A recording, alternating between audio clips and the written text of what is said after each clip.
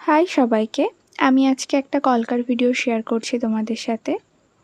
ভিডিওটা আমি পরপর স্টেপ বাই স্টেপ রেখেছি, তোমরা খুব ইজিলি বুঝতে পারবে। তবুও যদি অসুবিধা হয় তোমরা অবশ্যই কমেন্টে জানাতে পারো।